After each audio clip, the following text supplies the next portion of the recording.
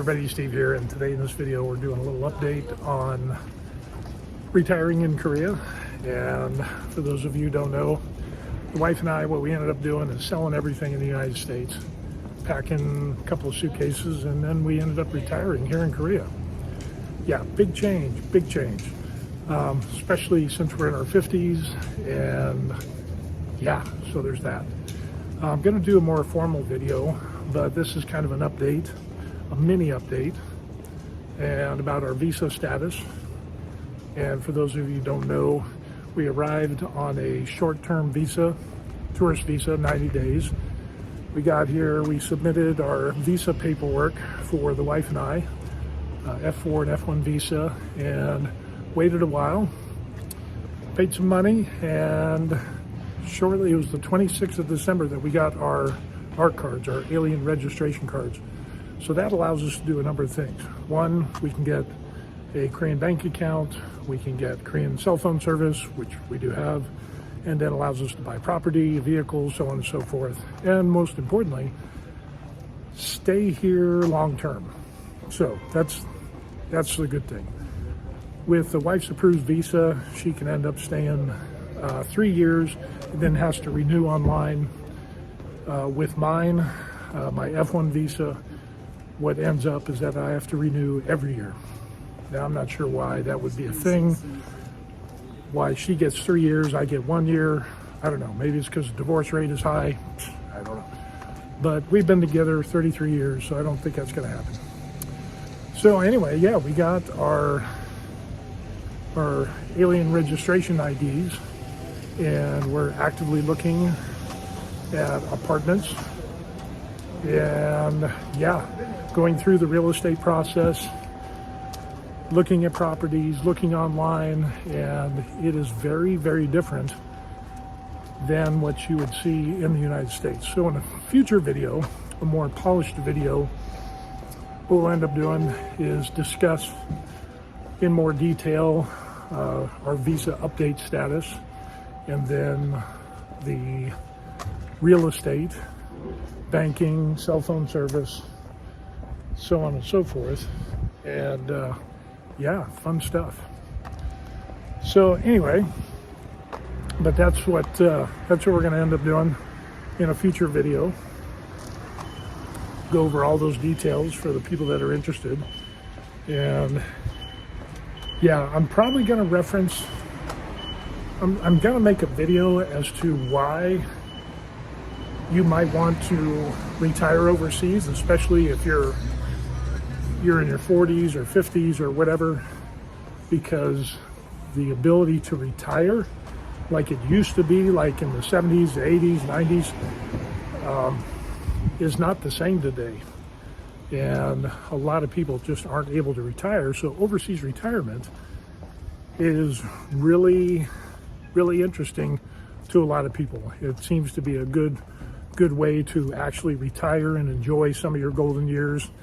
And then, yeah, because the United States, it's not boding well if you don't have a pension. Pensions are becoming a thing of the past, and then so that means you got to rely on saving money, investing it, hoping that you'll get a good return, and being able to retire. But unfortunately, so many people are not able to do that nowadays. So yeah, it's just going to be quite the interesting dilemma for a lot of people. And that's one of the reasons why we decided to retire overseas.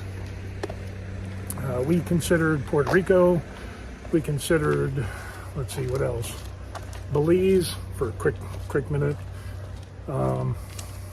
Costa Rica, Puerto Rico. Costa Rica seemed real interesting. Thailand, Vietnam, we went over all that stuff, and there definitely are a lot cheaper places than Korea, but we figured we'd have a good home base here, and then we could go visit other countries, plan on taking, 1 or 2 trips a year and see how that goes. But for right now, we're retired in Korea. And yeah, some of the things some of the strategies because a lot of people work, their Social Security isn't really a lot, and it definitely won't allow them to retire in the United States. So a lot of people are going to like Thailand and Philippines, that's another big one, to retire because the money goes farther. You know, you got people who are on Social Security, they're 65, 62, 65, 67, and they're unable to retire in the United States, but they can go to the Philippines or some other country and their dollar goes a lot farther, so they're actually able to retire. And that's kind of like where we were at. We wanted our dollar to go farther. Under the traditional thing, I would have to work till I was close to almost 70 to be able to retire in the United States. So it's just a huge different thing. So that was a big reason as to why we wanted to retire overseas, because of the fact that our dollar goes farther, we're able to retire early, and then, that's how it goes.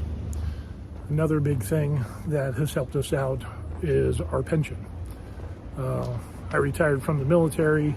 I also get a little bit of money from the VA for being broken in the military. So we've got that. And then, of course, we also have money that we saved up. But if you don't have a pension these days, and you have to wait until you hit Social Security, that's going to be rough. So, a lot of people have come to the place of where retiring overseas is just something it's actually more affordable, where people can actually retire.